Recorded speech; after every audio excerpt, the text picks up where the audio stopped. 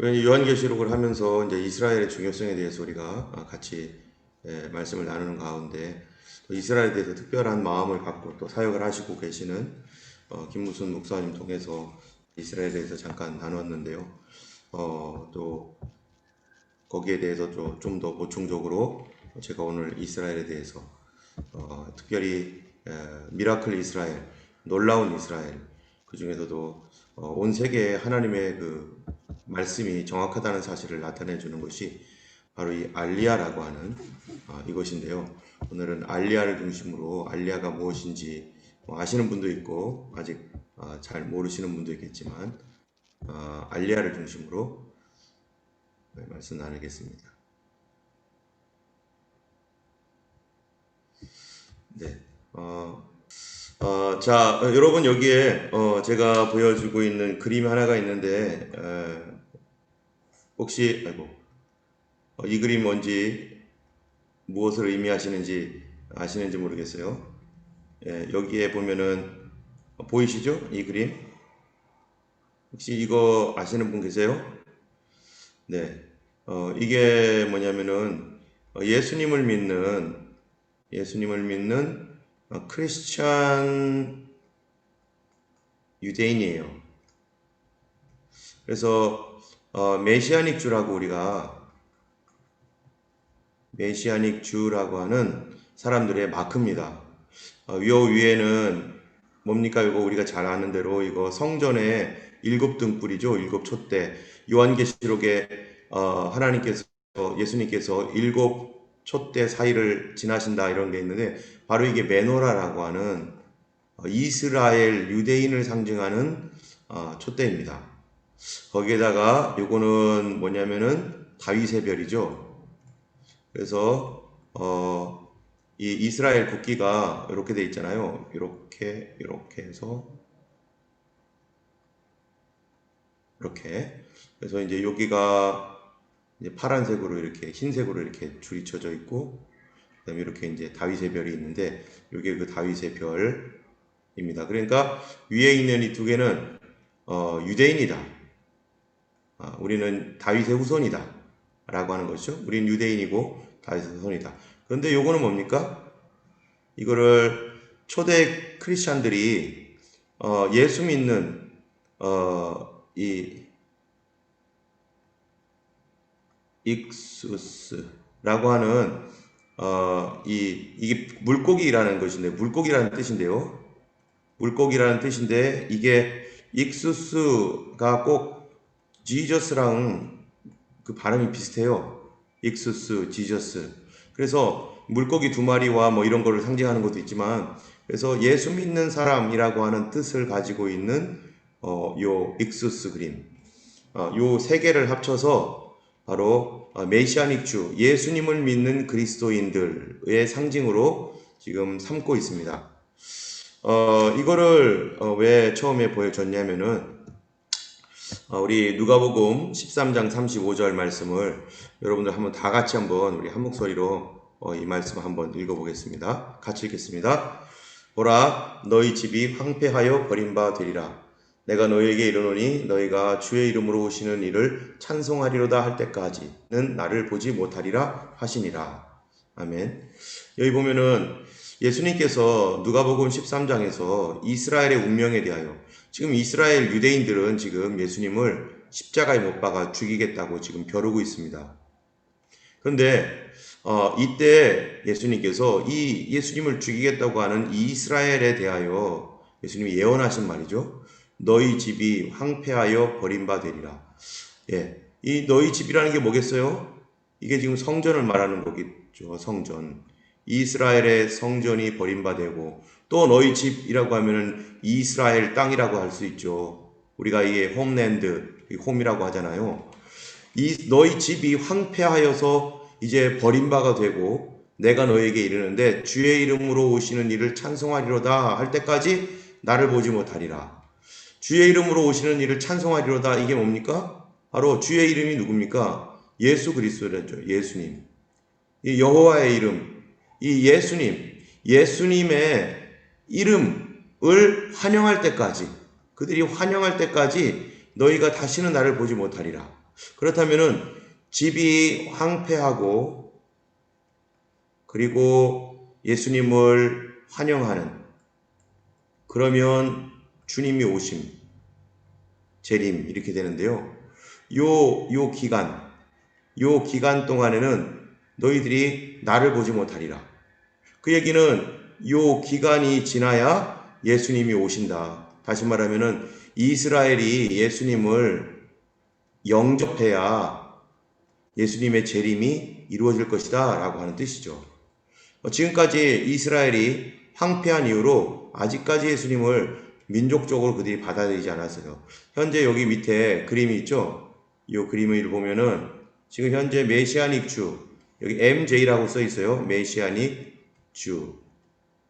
메시아닉 주의 숫자가 어떻게 되는지를 보여주는 겁니다. 1948년에는 여러분 이게 크게 보이나요? 잘 보이나요? 아니면 잘 안 보이시나요? 예, 어떤 분은 혹시 안 보일지도 몰라서 제가 이걸 조금만 더 크게 한번 해볼게요.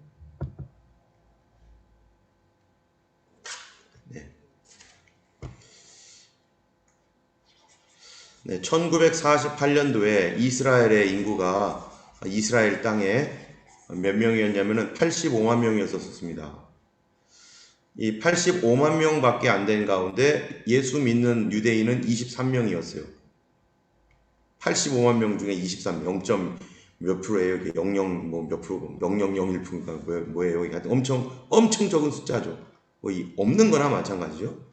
근데 1989년에 360만 명, 370만 명 가까이 이스라엘이 있는데 congregation, 이 교회가 30개가 세워졌어요. 그리고 약 1200명 정도 크리스찬이 있다라고 이렇게 발표가 되었습니다. 특별히 1967년, 이 1967년도가 뭐가 있냐면은 이 이스라엘의 그 전쟁이 있었죠. 6.1 전쟁.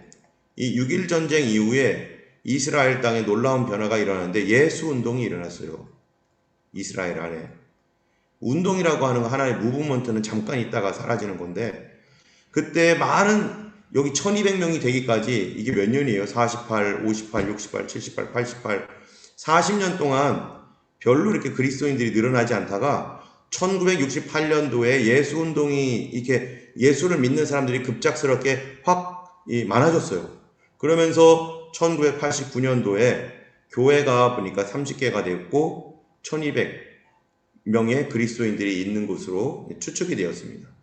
근데 그로부터 약 10년 뒤에 이스라엘 인구는 약 5천만 명 됐는데 5천명 되는 동안에 교회는 81개, 5천명.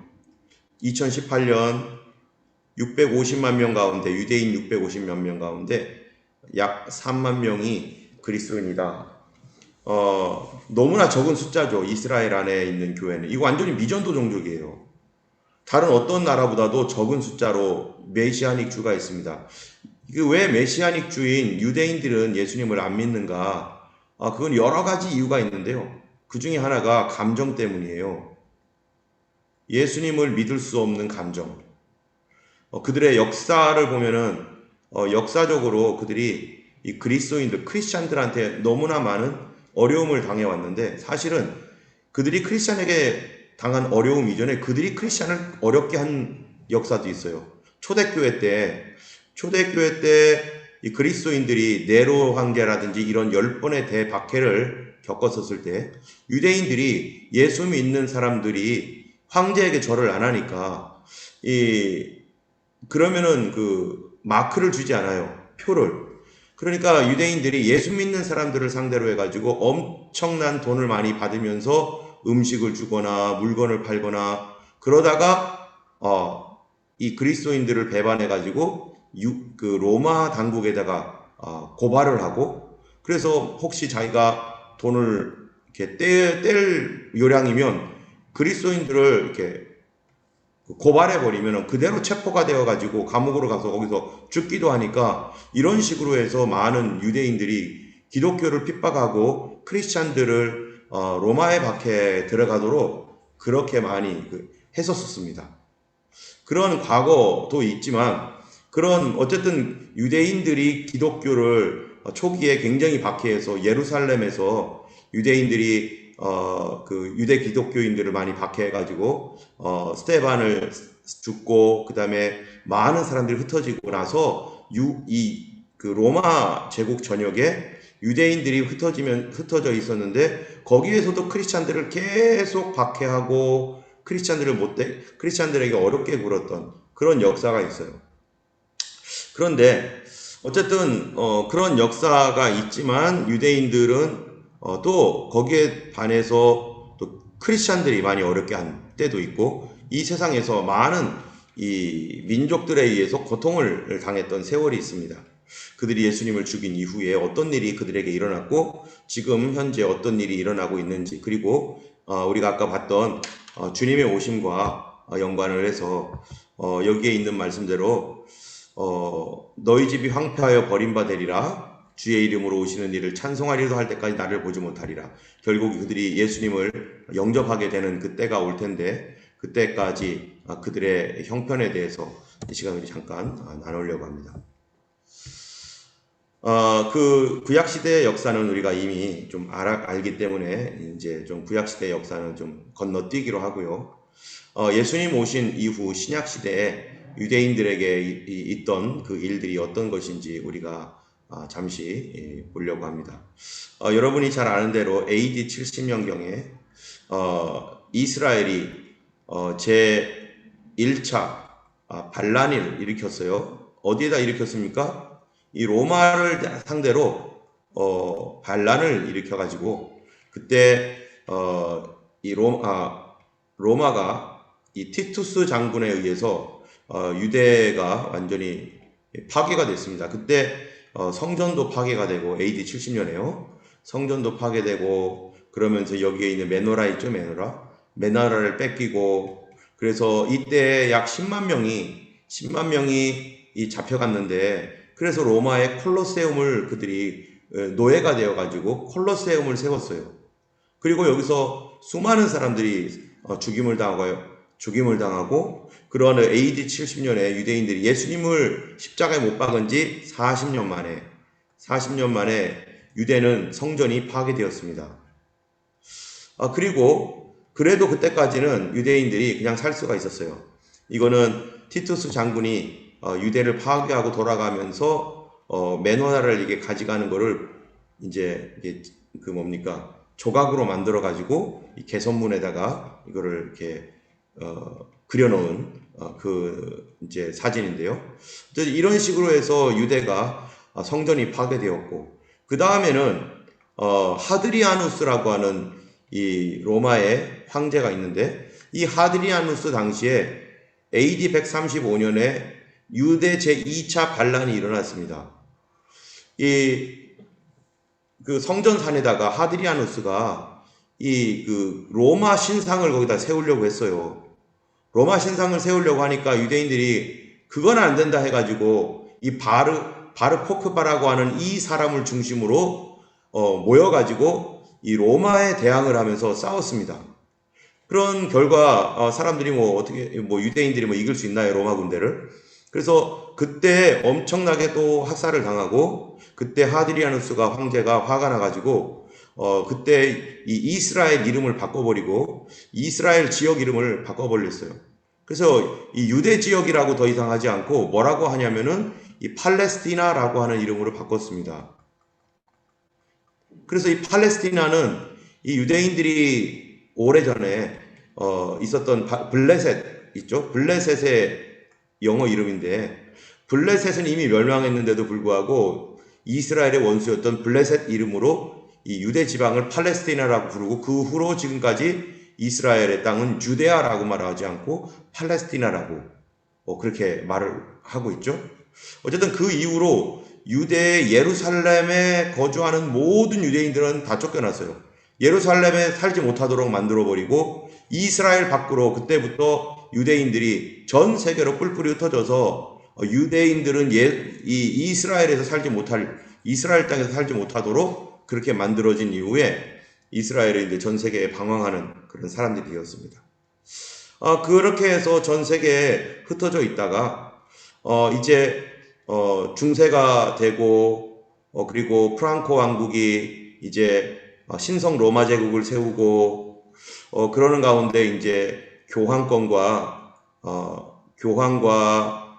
그 황제가 서로 연합이 되고 그래서 기독교 국가가 되고 그러면서 이제 예루살렘이 그 누굽니까? 이 살라산에 의해서 이슬람에 의해서 빼앗겼어요. 이슬람이 점령을 하다 보니까 이제 그 뭐니까 교황이 이 이슬람이 점령해 있는 이 예루살렘을 빼앗아야 된다. 다시 성지를 되찾아야 된다 해가지고 십자군 전쟁을 일으키잖아요. 이 십자군 전쟁을 일으켜서 이제 예루살렘으로 이제 진격해 들어가는 그 과정에서 이 십자군 전쟁을 할 때 무엇을 이렇게 조건으로 내버렸냐면은 그 당시에 누가 뭐 군대에 가서 싸우고 싶겠어요. 그러니까 사형수들이라든지 큰 죄를 지은 사람들, 이런 사람들에게 너희들이 십자군의 전쟁에 동참을 하면은 너희들의 죄가 다 용서받고 천국에 갈 수 있다. 그리고 다 사면해 줄 거다. 뭐 이런 말로 죄수들을 막 불러 모았습니다. 그리고 또 거기에 물론 신앙이 있는 사람들도 있고 그렇겠죠. 근데 이런 사람들이 가면서 이제 영국에서 오고 전 유럽 사회에서 이 예루살렘을 향해 오는 길에 중간중간에 유대인의 마을들이 있으면 이 유대인의 마을들을 다 초토화시키고 왔어요. 그리고 이제 이슬람이 지배하고 있는 이 예루살렘에 들어와서 이 사람들이 1차 그 십자군 전쟁 때 그들이 승리를 했거든요. 근데 여기에 들어와 가지고 여기에서 유대인과 이슬람 사람들을 엄청나게 죽이죠. 특별히 유대인들을 너희들이 우리 예수님을 죽인 그런 장본이다 해가지고요. 이 회당에다 모아놓고 불을 지르고 그리고 십자군 길을 들고서 그러니까 유대인들이 십자가를 생각하면은 이게 민족의 원수인 거예요. 십자가가 민족의 원수가 돼가지고 그들이 만약에 유대인이 예수를 믿는다 이거는 민족을 반역하는 거예요. 마치 오늘 뭐 우리나라 요새 그러잖아요. 일본 사람들에 대해서 뭐 두둔하면은 뭐 막 그 뭐예요 지금 이 뭐 정부 쪽에 있는 이 사람들 뭐 그냥 뭐 쾌쾌 묵은 거 가지고 나와가지고 민족 반역자처럼 막 얘기하고 그러한 그 감정 이런 감정을 불러일으키는 그런 일이 있는데 지금 유대인들은 십자가 생각하면 그런 감정이 일어나는 거예요. 옛날에 우리를 그렇게 못 살게 굴었지 그리스도인들은 정말 사악하고 악마 집단이야 라고 하는 어쨌든 십자군 전쟁 당시에 유대인들이 많은 그 고통을 당했고요. 그리고 또 십자군 전쟁 이후에 이 1492년에 스페인에서 유대인들을 추방하는 추방 명령이 내렸습니다. 그래가지고 이 이사벨라인가요? 이사벨라 여왕 당시에 유대인들이 개종하지 않으면 추방이다 이렇게 했어요. 그러니까 유대인들이 할 수 없이 자기들이 살던 유럽 사회를 떠나서 아프리카로 가기도 하고 저 중동 지방으로 가기도 하고 여러 군데로 흩어집니다. 이 카톨릭에 의해서 핍박을 받은 거죠. 카톨릭으로 개종하지 않으면 그렇게 핍박을 하는 거예요. 그런데 나중에 개종한 사람들도 죽여요. 왜냐하면은 유대인들이 말만 개종을 했다라고 하지 실제로는 유대인의 삶을 그대로 살고 그렇게 하니까 너희들이 말만 개종한 것이 실제로 개종하지 않은 것이다 해가지고 또 이 사람들을 박해해가지고 많이 죽이기도 하고 그런 일들을 이제 유럽 사회에서 유대인들이 이렇게 합니다. 그러다 보니까 유대인들이 살면서 정말로 자기는 여기저기 쫓겨다니고 고통받고 하다 보니까 유대인들이 어떻게든지 살아야 될 거 아니겠어요? 살아야 되는데 그러면은 뭐 땅도 있고 또 뭐 재산도 있고 뭐 여러 가지 있는데 이런 것들을 다 놔두고 집도 있고 이런 걸 다 놔두고 추방을 당해야 되니까 유대인들이 그러다 보니까 그렇다면 뭐가 가장 추방을 당하더라도 우리가 먹고 살 수 있는 그런 보물은 가지고 가야 되지 않겠느냐 해가지고 이 사람들이 어디에 눈을 떠요? 보석에 눈을 뜨는 거죠. 보석에. 그래서 자기들이 언제든지 추방당하더라도 돈이나 뭐 금이나 이런 거 가지고 다니면 막 가지고 물론 가치가 높지만 그러나 땅 같은 거는 다 놓고 가야 되니까 그래서 조그마한 보석들 이런 것들을 이제 다루면서 오늘날 그 미국의 월가라든지 이런 데에서 유대인들이 돈이나 이 보석들 이런 것들은 다 유대인의 소유가 돼버렸죠. 그들이 그거를 다루는 법을 알게 되고 돈의 속성을 알게 되고 돈을 어떻게 벌면 되는지 알고 뭐 이런 것들을 알면서 유대인이 지금 이 전 세계에 수많은 재정을 장악하는 그런 일들을 하게 되었습니다. 어쨌든 유대인들이 이게 핍박 가운데 불행한 가운데서 이런 고통을 당하면서 살아갈 방법을 찾다 보니까 그렇게 된 거죠. 이런 가운데 유대인들은 계속 전 세계에서 돌아다니면서 핍박을 받고 추방을 당하는 일을 계속을 하게 됩니다. 그러다가 어떤 한 중요한 사건이 하나가 일어나게 되는데요. 그거는 시온주의가 태동되는 그 결정적인 이유예요. 시온주의라고 하는 이거가 뭐냐면은 우리나라 되찾자 이 소리예요. 이스라엘 땅, 우리의 원래 이스라엘 땅이 있었는데 이 땅 되찾자. 그러면 이 이스라엘 백성들이 전 세계에 이렇게 쭉 흩어져 있는데 이 사람들이 자기 나라에서 벌써 이 AD 135년에 추방된 이후에 지금 2000년 가까이 지난 지금 시점에 자기들이 자기 민족이 뿔뿔이 흩어져 가지고 어디에 누가 사는지도 모르고 다 피가 섞여 있는 상황에서 어떻게 자기 땅을 찾으며 자기 민족을 찾겠습니까? 그런데 희한한 것은 그들이 여전히 성경 말씀을 가지고 자기의 민족적 전통, 피는 섞였어도 민족적 전통을 이어가고 있는데 이 사람들에게 시온주의, 우리 땅, 시온 땅을 회복하자라고 하는 그런 그 동기가 일어나는 어떤 중요한 사건이 일어나요. 그 사건이 뭐냐? 그거는 이제 이 사람에 의해서 시작됩니다. 이 데오도르 헤르찔이라는 사람인데요. 시오니즘이란 우리 사모님이 한번 읽어주시겠어요? 시오니즘이란 유대인과 유대 문화의 민족적 혹은 정치적 운동으로서 그들의 역사적 영토 혹은 성지로서의 귀환을 지지하는 것이다. 네.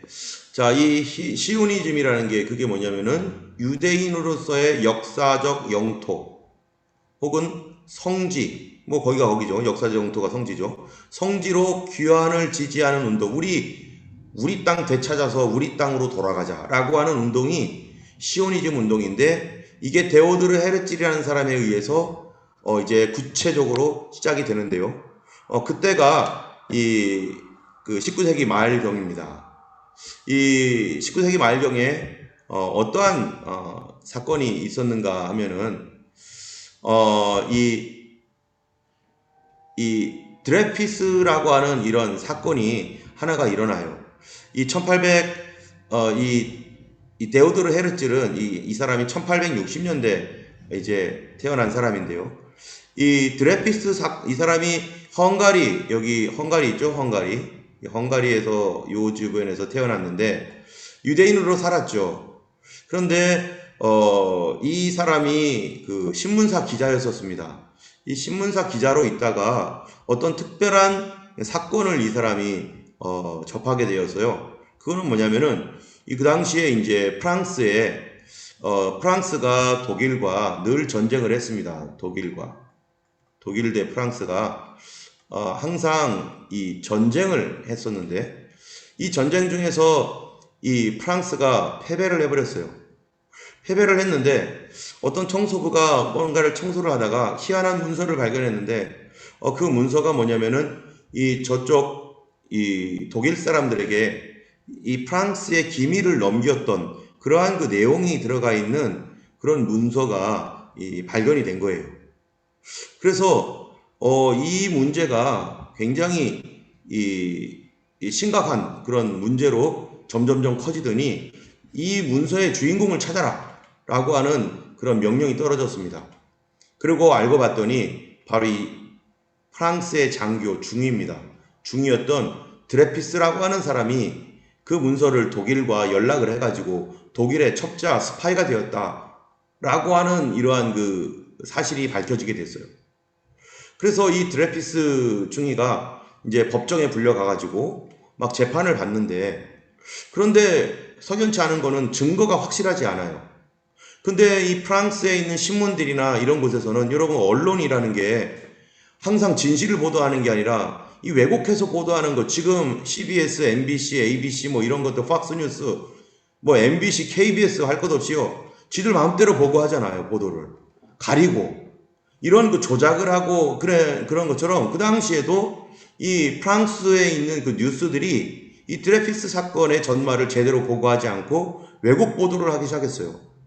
그래서 이 사람이 죄가 없는 것이 판결이 났음에도 불구하고 그러한 보도에 의해서 이 프랑스에서는 반유대주의 운동이 급격하게 일어나게 되었습니다. 유대인들이 독일과 합작을 해가지고 독일 스파이가 되어서 이 나라를 망하게 했다. 유대인들 나쁘다. 유대인들을 없애버리자. 그리고 이 드레피스 중위는 그 중위로서의 어떤 그 칼이 있는데 이 칼을 부러뜨리고 그 면직 이제 보직이 해제되고 버리고 그리고 그 나라에서는 이제 막 반유대 운동이 일어나고 그러는 과정 가운데 좀 더 2년 뒤에 실제로 그 일을 했던 사람이 잡혀버렸어요. 그리고 그 일이 아니라는 것이 이제 사람들에게 공포가 되었는데 이미 사람들 마음속에는 유대인들이 다 그렇지 뭐 아니라고 해도 유대인들이 그랬다라고 사람들은 그냥 믿고 싶은 거예요. 유대인들이 했던 일들이 돈을 밝히고 이 사람들이 여기저기 쫓겨다니다 보니까 돈놀이하고 보석하고 경제를 좀먹고 뭐 이런 일들을 하니까 유대인들에 대해서 감정이 나빴는데 이게 막 폭발을 시켰어요. 그래서 이게 만평인데 이 만평에 보면 이게 뭡니까? 한 가족들이 다 모였어요. 이 드레피스 사건이 있었을 때 얘기예요. 가족들이 다 모였는데 여기 보면 뭐라고 합니까? 당대 프랑스 국민들의 분열을 풍자한 1898년 2월 14일 만평이라고 돼 있죠. 대가족들이 식사를 하는데 뭐예요? 오늘은 드레피스 사건에 대하여 이야기하지 맙시다 라고 얘기를 하고서 시작을 했는데 바로 그 다음 장면은 결국 드레피스 사건에 대해서 얘기를 해가지고 서로 옳으니 그르니 해가지고 서로 난장판이 되는 싸움. 이러한 만평이 있을 정도로 프랑스가 완전히 드레피스 사건에 의해서 이 반유대주의적인 어떤 그 분노 이런 것들이 사건에 뭐 사실과 관계없이 이게 막 그냥 막 분노가 치밀어 올라가지고 막 나라가 막 그냥 이 난리가 나는 이게 이제 그 당시에 그 유대인들이 전 세계에 이렇게 세계를 좀먹는 존재다라고 하는 것으로 이렇게 유대인을 이렇게 풍자한 이런 그 사진도 있고요. 이러면서 이 나라가 막 난리가 나는 이 사건이 일어나면서 분명히 드레피스가 그 일을 하지 않았음에도 불구하고 왜 이렇게 반유대 운동이 일어날까? 이거를 누가 생각하는 거예요? 데오도르 헤르젤이 생각을 하는 거예요. 이 사람이 생각하면서 알게 된 것은 아하, 우리가 나라가 없다. 유대 민족은 있는데 나라가 없다. 우리에게 땅이 없다. 이 생각을 하게 된 겁니다. 그렇다면 우리가 땅을 갖고 있어야 된다 해가지고요. The Jewish State, 유대 국가 건설이라고 하는 책을 그 사람이 쓰게 되었어요. 자, 우리 이 내용을 뭐라고 써 있는지 우리 서지미 사님께서 한번 읽어주시겠어요? 가능하면은 우리 그 뭐죠? 비디오는 좀 켜주시기 바랍니다. 저 혼자 열심히 떠드는 것 같아가지고 제가 외롭습니다. 네. 우리의 첫 과제는 지구 한국통일에 우리의 상당한 요구를 충족시킬 만한 영토를 차지하여 국제법의 보호를 받으면서 독립국가로서의 주권을 획득하는 것이다. 이러한 목표는 도덕적이고 합법적이며 인본주의적인 운동일 뿐 아니라 우리 국민이 오랫동안 열망해 오던 목표를 지향하고 있는 것이다. 네. 이게 이제 1896년에 유대 국가라고 하는 이 간절한 소망을 담아서 말도 안 되는 책을 쓴 거죠. 이 자기네 민족도 나라도 없는 이 사람들이 어떻게 이 자기들이 살 수 있는 영토를 차지할 수 있어요? 이미 다 모든 나라들이 영토를 가지고 있는데 자기들의 영토를 누가 줘요? 유대인들을 위해서 누가 영토를 주겠습니까? 다 유대인들 싫어하고 미워하는데 온 곳에서 다 돈놀이하고 그냥 이 수전 놓이고 이런 유대인들에 대해서 누가 영토를 줄까? 근데 이 사람은 어쨌든 이 국제법을 국제적으로 인정을 받으면서 독립국가로서 주권을 획득할 수 있도록 우리가 해야 된다면서 이 책을 누구에게 주겠어요? 유대인들에게 돌리고 또 자기가 알고 있는 각 나라의 정치인들에게 이거를 주면서 우리 유대 국가 세워질 수 있도록 좀 도와달라. 유대 국가를 어떻게 하면 세울까? 뭐 이런 얘기들을 계속 이 사람이 먼저는 유대인들에게 그 가슴을 뜨겁게 만들고자 유대인들에게 얘기하고, 자기가 알고 있는 사람들의 기자니까 뭐 이제 또 뭐 여기저기 막 그냥 신문도 쓰고 뭐 이러겠죠. 그러면서 이거를 피력을 하는데 사람들이 별로 호응이 없죠. 아이 뭐 이게 무슨 말이야, 이게 말도 안 되는 소리 하고 있어. 우리 여기서 이 유대인 중에서 예를 들면은 유대인 중에서 프랑스 또는 어디예요? 뭐 프랑스는 지금 난리가 났으니까 그렇지 않고 영국이라든지 뭐 또는 뭐 미국이라든지 뭐 이런 데서 살고 있는 유대인이 있다고 해보세요. 중국에서 살고 있다. 그럼 이 사람들이요, 여기서 오랫동안 살았고, 아버지도 여기서 뭐 어머 그 할머니도 그 할아버지도 그 이전부터 여기서 오랫동안 살아서 유대인으로 살긴 살지만 그 나라의 일원이 되어서 영국인으로 사는데, 거기서 터전을 잘 잡고 사는 사람들이 이 갑자기 그 모든 것들 재산을 다 거기다 이전을 해가지고 이사를 가서 유대 국가로, 그리고 있을 수도 없는 그 나라로 누가 가겠어요? 우리도 호주로 올 때 어쩔 수 없이 온 분들도 있고 뭐 여러 가지 이유가 있지만 호주로 오기까지 얼마나 많은 그 고민을 합니까? 근데 잘 살고 있는 그곳에서 지금 있지도 않은 그 땅으로 간다는 것은, 지금 호주는 잘 사니까 우리가 야 호주 가면 뭐가 있겠지 하고 왔지만, 그 유대 국가라고 하는 그 주이시 스테이트는 이게 이스라엘인데, 이스라엘은 지금 말라리아가 창궐하고 허허 벌판인데 거기를 누가 가요? 그러니까 사람들이 이건 말도 안 되는 소리야 하면서 이 사람의 이야기에 대해서 별로 신경을 쓰지 않았는데, 이 사람은 어쨌든 그렇게 열심히 노력을 합니다. 근데 이게 지금 1896년에 그런 일이 있었는데요. 1903년에 이 러시아에서 엄청난 사건이 일어나요. 무슨 사건이냐면 우리 소위 말하는 포그롬이라는 겁니다. 혹시 들어보셨나요? 포그롬? 이 포그롬이라고 하는 것은 이 러시아에서 있었던 유대인 학살 사건이에요.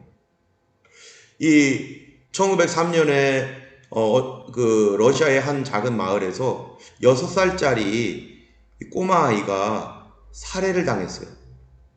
근데 누가 살해를 했는지 모르는 거예요. 그런데 그 마을에 살해한 사람이 바로 유대인이다라고 하는 소문이 퍼지기 시작했어요. 그 주변에 살고 있는 유대인들.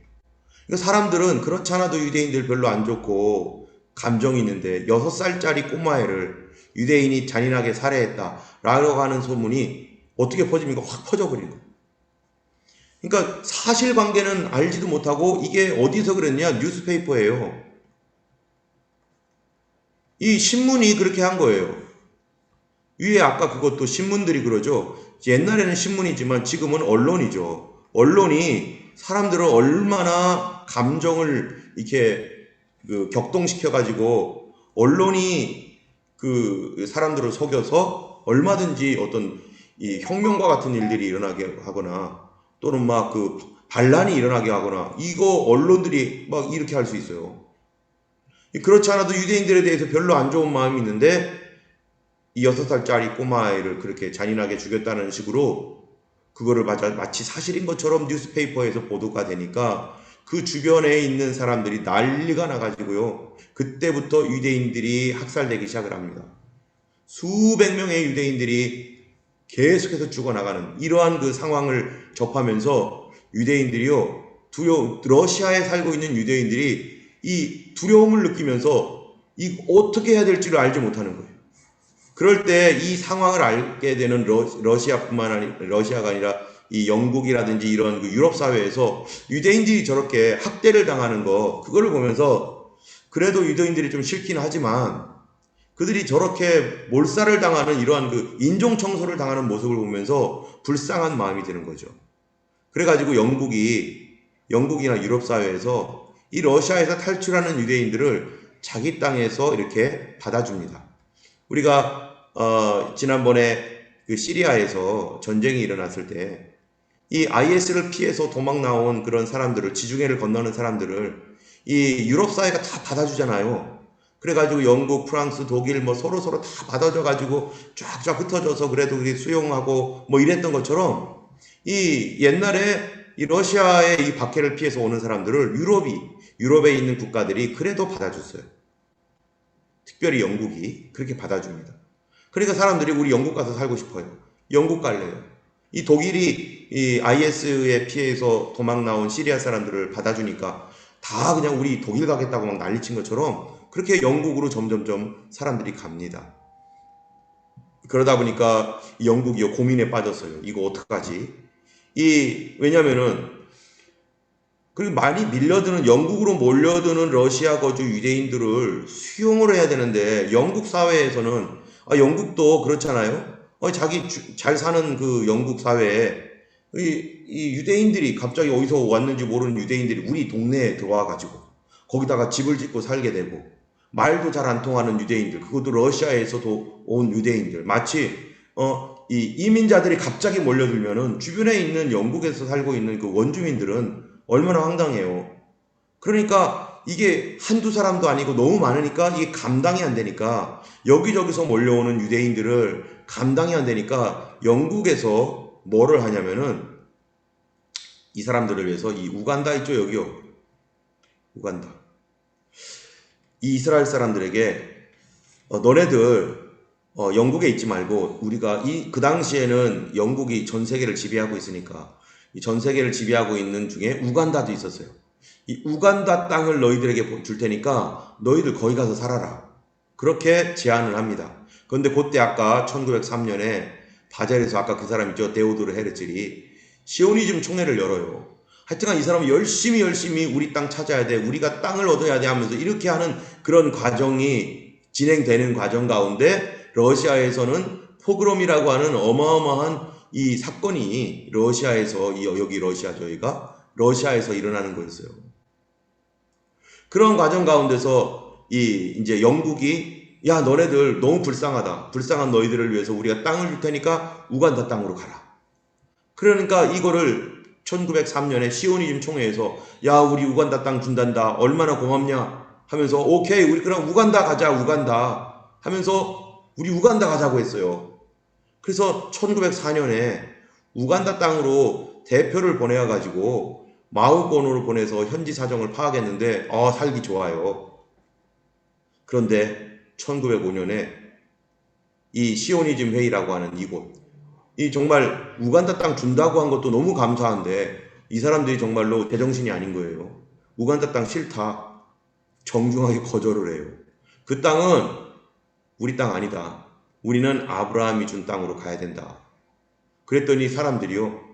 이 유대인들 중에서도 아브라함 땅이건 어디 땅이건 우리 땅만 있으면 됐지. 그게 무슨 상관이냐. 팔레스타인은 어디건 주는 대로 갖자. 라는 사람들이 있는가 하면은 아니다. 우리는 성경에 있는 이 말대로 우리 땅 찾아야 된다. 반드시 돌아간다고 했지 않냐. 이러면서 갑론을 박하다가 결국 가지 않기로 우간다 땅 안 가기로 결정을 내립니다. 또 2차 세계대전이 되었을 때 윈스턴 처칠이요. 영국령 우간다를 또 제안을 했어요. 그런데 그때도 싫다고 했어요. 왜 싫은가? 우리는 유대 땅 여기 있죠. 유대 땅. 요 이스라엘. 여기로 가야 된다는 거예요. 여기 가면은 여기도 괜찮은데 여기 꼭 가야 된다는 거예요. 여기를.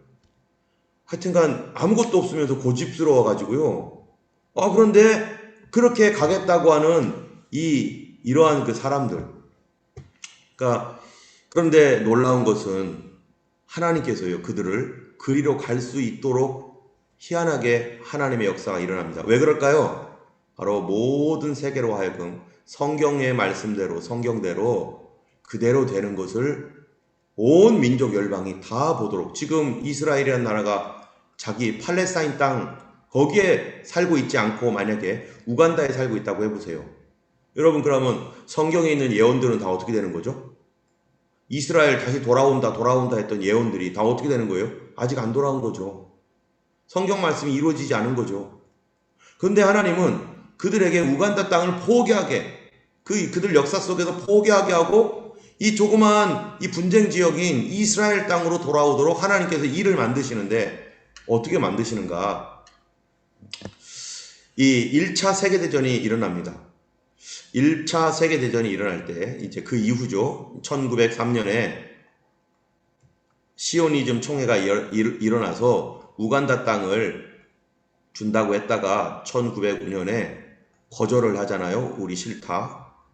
그러고 나서 이제 뭐 그렇게 쭉 이제 시간이 흘러요. 시간이 흐르는데 세계 제1차 세계대전이 일어납니다.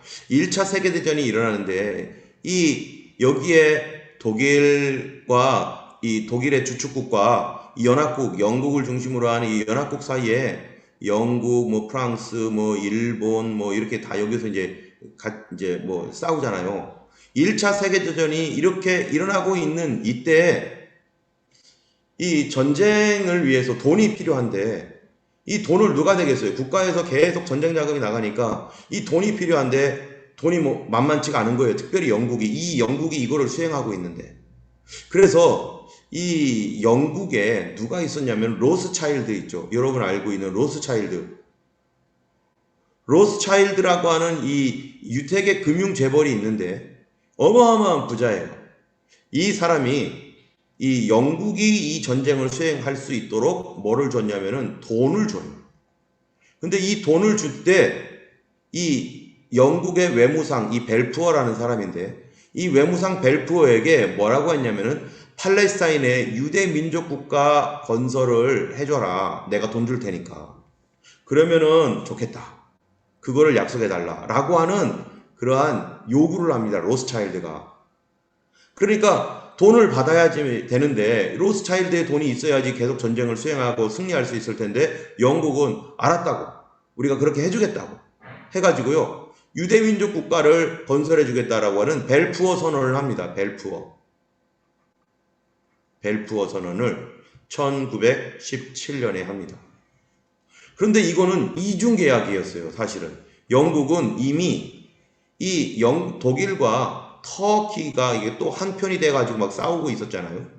중동에서는 터키가 이 아프리카 지역까지 계속 전진하면서 전쟁을 벌이고 독일은 유럽 대륙에서 계속 전쟁을 벌이고 있는데 그러니까 이 영국은 이 양쪽에서 다 싸워야 되는 형편이다 보니까 이 로스차일드에게 돈을 넣고 영국은 1차 세계대전쟁을 하는데 한편으로는 여러분 그 아라비아의 로렌스라고 하는 그런 이 사람 얘기 아마 들어봤을 겁니다.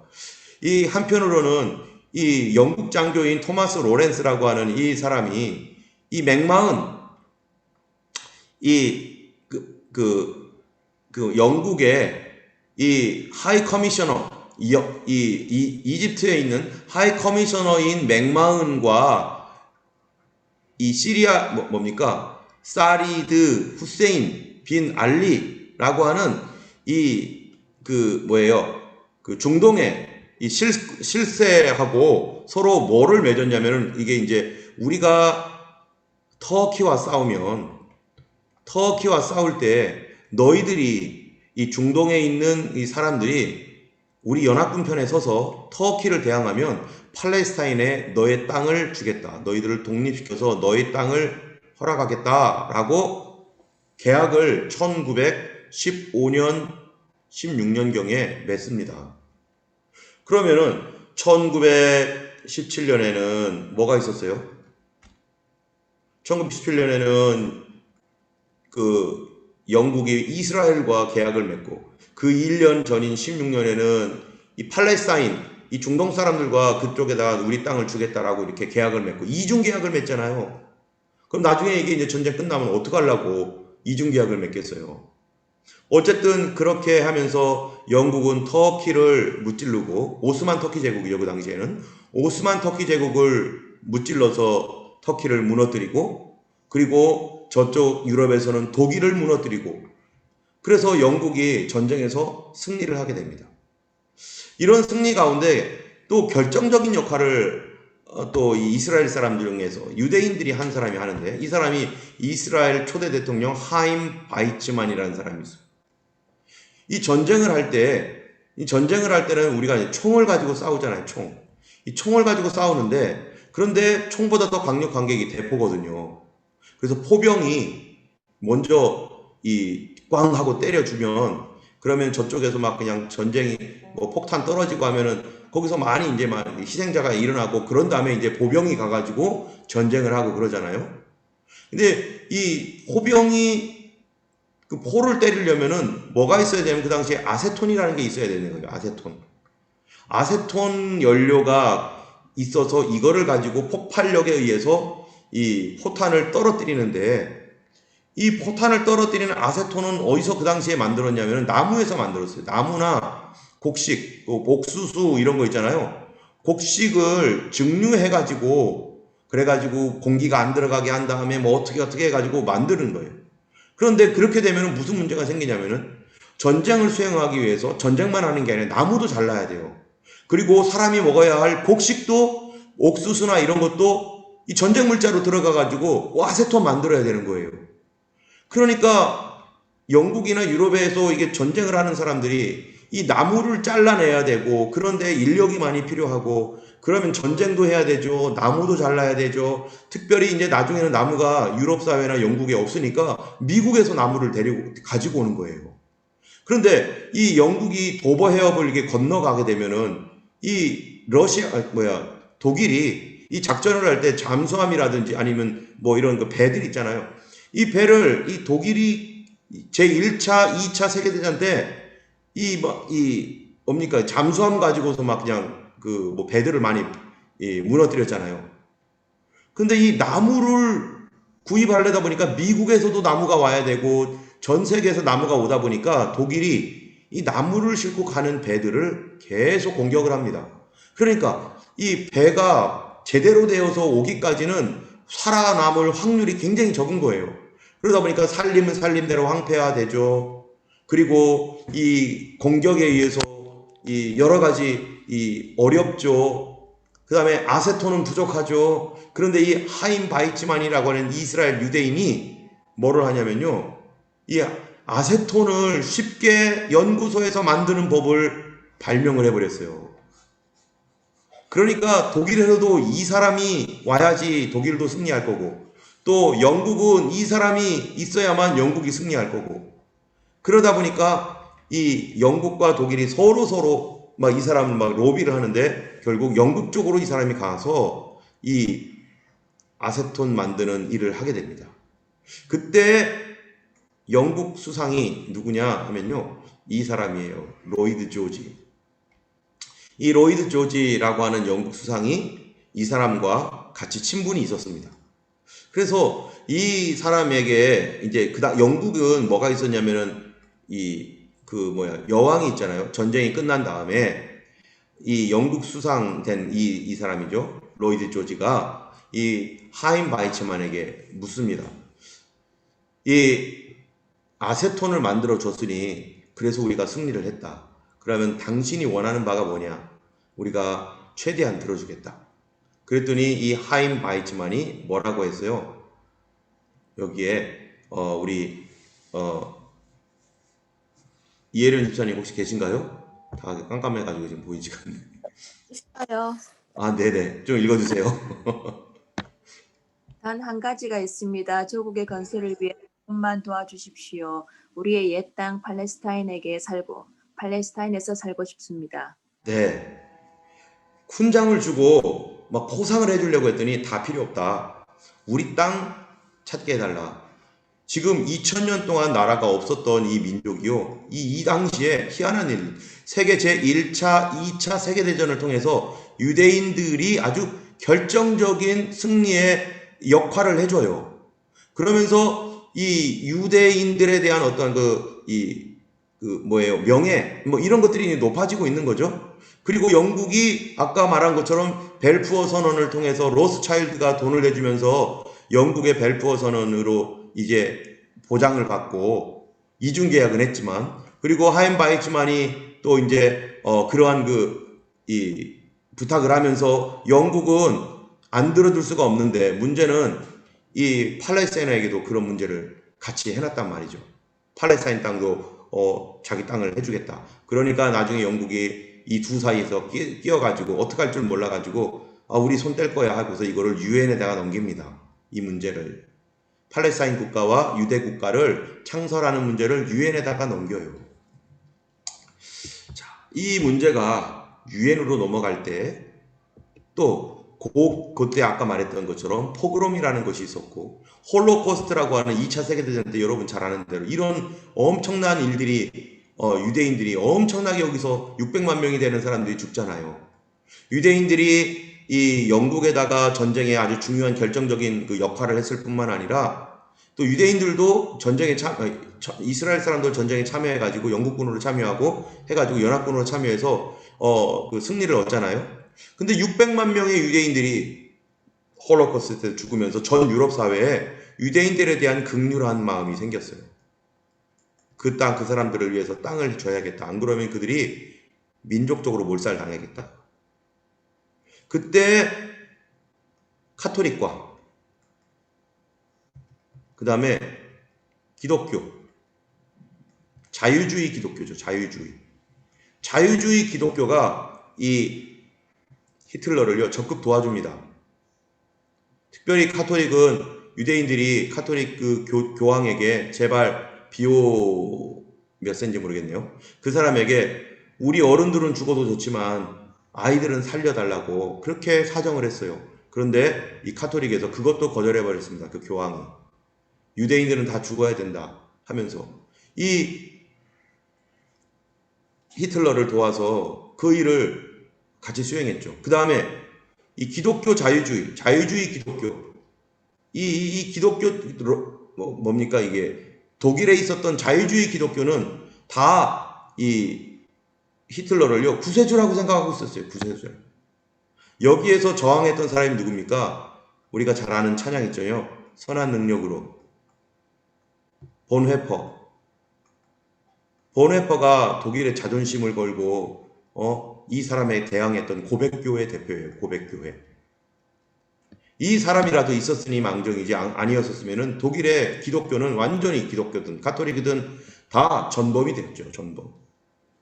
어쨌든 이런 가운데 사람들에게 마음에 이 유대인들에게 유대인들 너무 불쌍하다. 저 사람들 땅을 줘야 되겠다. 근데 유대인들은 우간다는 싫다는 거예요.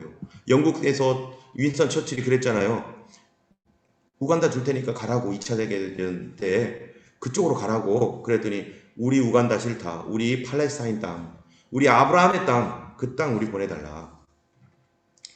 그러다 보니까 이제 이거를 어디에 넘겨요? 유엔에 넘깁니다. 유엔에다가 넘겨서 유엔이 결의를 하도록 하는데 아랍 국가들은 다 반대죠. 근데 이 유럽에 있는 국가들이 유럽에 있는 이 국가들 영국 당연히 찬성이죠. 1번으로 찬성했던 데가 어디냐면 미국이에요. 미국의 트루먼 대통령. 트루먼 미국이 찬성하고 영국 찬성하고 러시아 그 당시 소련이죠. 소련도 찬성해주고 중국은 그 당시에 뭐겠습니까?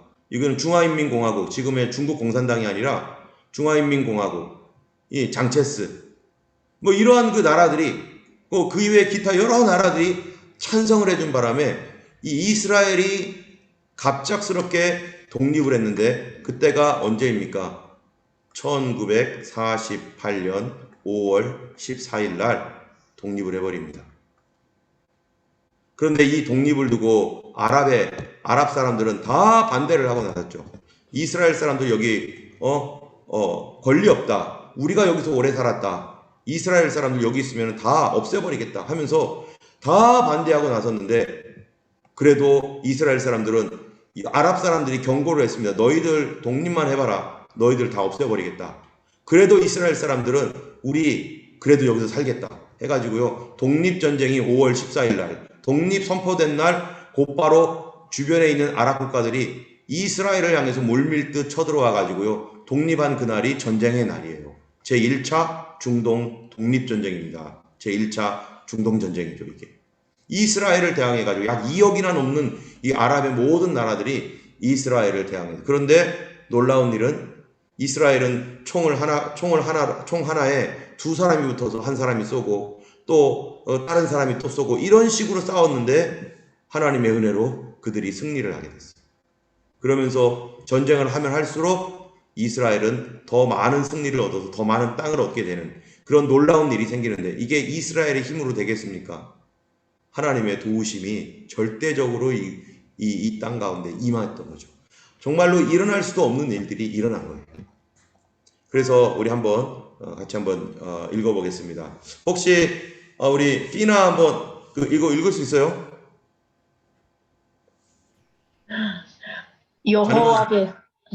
여호와께서 가라사대 그러나 보라 날이 이르리니 다시는 이스라엘 자손을 애굽 땅에서 인도하여 내신 여호와의 사심으로 맹세하지 아니하고.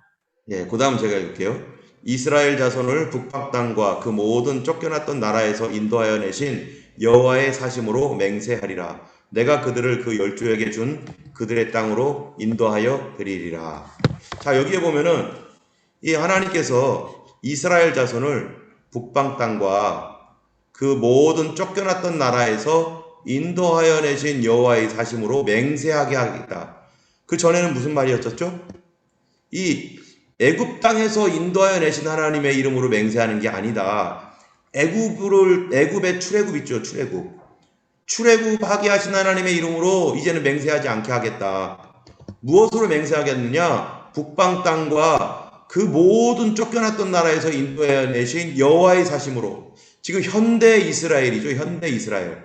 현대 이스라엘은 출애굽이 아니에요. 이 이스라엘은 북방 땅과, 북방은 어디겠어요? 이 러시아죠, 러시아. 북방 땅과 그 모든 쫓겨났던 나라에서 다시 돌아오게 하신 하나님의 이름으로 불리게 하겠다.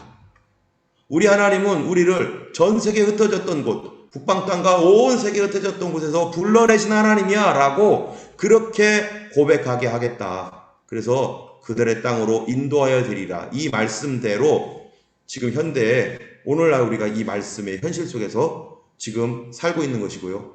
그러면 이거를 보는 사람들은 누가 하나님의 위대하심을 찬양하며 하나님 정말 진짜 하나님이십니다 라고 말하겠습니까? 누가 그럴까요? 이방인들 중에서 어떤 사람이 그럴까요? 아무나 다 이런 얘기 합니까? 아닙니다. 오직 크리스찬이 그래요. 이방인들 중에서 그게 무슨 이스라엘이 그 이스라엘이 아니지. 지금도 크리스찬 중에서도 이런 사람이 있어요. 근데 정말로 성경을 믿는 그리스도인이라면 우리 하나님은 이스라엘을 회복하신 하나님입니다. 성경대로 그대로 이스라엘이 지금 돌아오게 된 것은 바로 하나님의 역사다라고 고백하게 해서 우리 그리스도인으로 이거를 믿는 사람마다 깨어나고 지금이 주님 오실 때다. 지금이 우리가 깨어서 기도해야 될 때다. 지금이 마지막 때다라는 것을 깨닫게 한다는 거죠. 그때가 되면 뭐 한다고요? 이제 여기에서 그들을 그 땅으로 인도하여 드리고 그 다음 일어나는 일이 뭐겠어요? 그들이 예수님을 믿게 됩니다. 그들이 여기서 예수님을 믿게 돼요. 아까 우리가 메시아닉 주에 대해서 봤잖아요. 지금 2018년 기준으로 메시아닉 주가 3만 명이에요. 아직도 멀었죠. 성경에서는 14만 4천도 있는데 3만 명 아직도 멀었어요. 그런데 이스라엘이 여기서 이제 반드시 예수님을 믿게 됩니다. 그 날을 우리 시대에 볼 줄로 압니다. 그들이 예수님을 주의 이름으로 오시는 이여 할 때까지 나를 보지 못하리라 하신 이 말씀대로 그들이 이제 예수님을 영접하기 시작하고 지금 이스라엘의 교회가 생겨나고 지금 지난번에 우리 김무순 목사님이 얘기한 대로 방공호에서 예배를 드리고 또 이제는 코로나 때문에 거기서도 못 드리지만은 이제는 천막을 치고 이곳저곳에서 예배를 드리고 지금 우리가 오랫도록 이스라엘을 위해서 매주마다 화요 기도회 때는 꼭 이스라엘을 위해서 우리가 기도해 왔고요. 그리고 이스라엘을 위한 헌금을 우리가 준비해 왔고 지금도 이스라엘을 위하여 우리가 헌금하고 지금 언제든지 하나님께서 이스라엘을 위해서 사용하실 때는 이 준비되어 있는 이 헌금을 하나님 앞에 또 쓰게 될 겁니다. 이스라엘을 위해서 하나님께서 지금 어떤 일들을 우리 교회를 통해서 하실지 우리가 잘 모르겠어요. 그러나 어쨌든 우리는 준비하고 있어요. 하나님께서 그리고 누구든지 우리 마음 가운데 이스라엘의 회복과 그 나라가 예수께로 돌아오는 일에 헌신하고 그 마음을 갖고 있는 사람이 있다면 우리는 당연히 그 일을 돕고 함께 기도해주고 해야 할 사명이 우리에게 있는 거죠. 어쨌든 이스라엘이 이 돌아오고 회복되는 일은요, 주 예수 그리스도의 오심을 준비하는 아주 결정적인 일이 되는 겁니다. 지금 흩어진 이스라엘 백성들이 돌아오고 있습니다. 이 전 세계 이스라엘 백성들이요, 여기저기서 이렇게 돌아오면서 무엇 때문이었다고요? 1948년 5월 14일 날 이스라엘이 재건되면서 그때 어떻게 되었느냐? 이스라엘이 1948년 5월 14일 날 독립을 하자마자 1차 독립전쟁에서 승리했어요. 그러니까 유럽에 흩어져 있는 유대인들 있잖아요. 홀로코스트를 경험했던 유대인들, 이 사람들이 우리 땅이 이제 승리했다. 우리 저 땅으로 돌아가자 해가지고요. 엄청나게 유대인들이 이 땅으로 몰려 들어옵니다.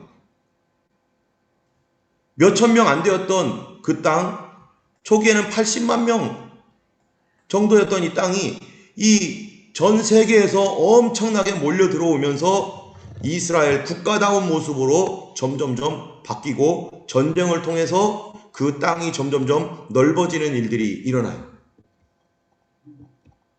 자, 우리 예레미야 31장 8절 말씀,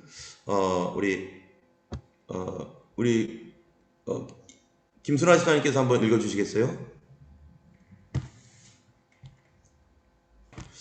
자, 여기 보면은 보라, 내가 그들을 북편 땅에서 인도하여 땅 끝에서부터 모으리니 그들 중에는 소경과 절뚝발이와 잉태한 여인과 해산한 여인이 함께하여 큰 무리를 이루어 이곳으로 돌아오되. 여기 북편 땅에서 인도한다. 여기가 어디였죠? 아까 제일 먼저 가장 근래에 고통을 받았던 나라가 러시아예요. 북편 땅에서. 그래서 하나님께서 이들을 이곳으로 돌아오게 하는데, 실제적으로 이 내가 열방을 향하여 나의 손을 두고 민족을 향하여 나의 기호를 세울 것이라 하면서 이 비행기를 타고요, 이스라엘 사람들이 자기의 이스라엘로 돌아오고 있는데, 이거를 우리가 뭐라고 하느냐? 알리야라고 합니다. 이스라엘이 돌아오는 것. 예. 여기에 내 아들들을 메고 어깨에 메고 올 것이고, 이 다 돌아오는 사람이에요. 우리가 출애굽 사건과 이스라엘의 귀환이 다른 점이 있어요. 출애굽 사건은 이게 어디서 온 겁니까? 여기 이집트에서 온 거죠. 그죠? 몇 명이나 왔겠어요? 이 약 200만 명이었습니다. 200만. 자, 그런데 이스라엘이 몇 년도에 완전히 두 나라가 망했냐면은 BC 586년에 망해가지고 전 세계에 또 흩어졌죠. 그런데 하나님께서 바벨론에서 또 돌아오게 하셨죠. 이 바벨론 포로에서 돌아오게 되었는데, 그때 성경 기록으로는 약 10만 명 가까이 이렇게 돌아옵니다. 여기는 200만 명인데 이집트에서는 10만 명쯤 이렇게 돌아와요. 그런데 지금은 어떤가? 지금은요, 온 세계에서 이스라엘이 돌아와요. 근데 성경에 기록되어 있는 에스겔이라든지 이사야라든지 이런 성경에서 말하고 있는 이스라엘의 돌아옴은 지금 바벨론에서 돌아온 거하고는 차원이 다른 거죠. 이거는 엄청난 숫자예요. 우리가 아까 봤던 것처럼 이 출애굽에서는 약 400년, 바벨론 포로에서는 약 70년 있었는데, 근데 이 알리야는요, AD 135년부터 1900년까지 약 1800년, 1900년 동안 이 사람들이 세상에 흩어져서 살다가, 이 바벨론에서는 70년 동안이었고 출애굽에는 400년밖에 안 되는데, 이거는 1900년 동안 세상에 흩어져 살다가 돌아오는 건데, 여기 200만, 10만, 예, 이거는 이건 이제 유대 포로에서 돌아왔던 인원들입니다. 그런데 여기는요, 지금 이 530만, 이게 몇 년 기준인지는 제가 아마 2006년쯤일 거예요, 기준이. 530만이요. 최근 기준을 보면 이렇게 되어 있습니다. 자, 여기에 보면은 1차 알리야, 이게 이제 이 1903년이 포그롬이 있었을 당시죠. 이럴 때 이스라엘 사람들이 러시아에서 돌아와요. 러시아의 포그롬으로. 이게 시발점이 되는 거죠.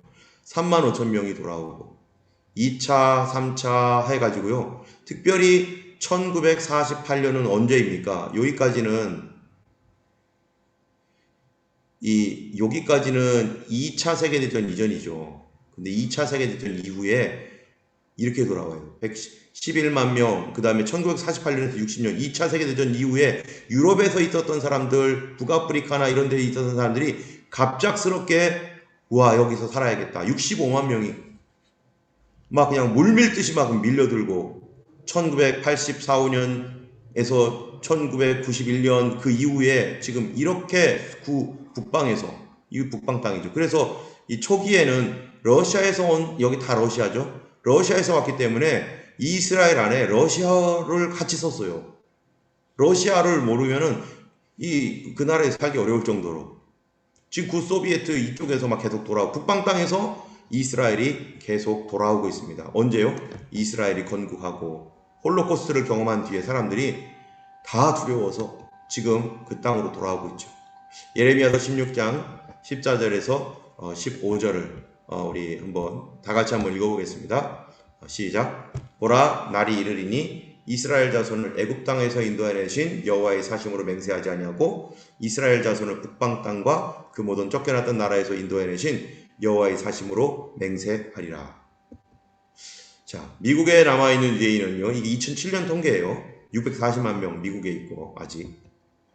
캐나다 30만, 남미 60만, 구소련 아직도 약 200만 명, 유럽에 약 100만 명. 지금 프랑스나 이런 곳에서 반유대주의가 막 있어가지고요. 지금 계속 유대인들이 돌아오고 있어요.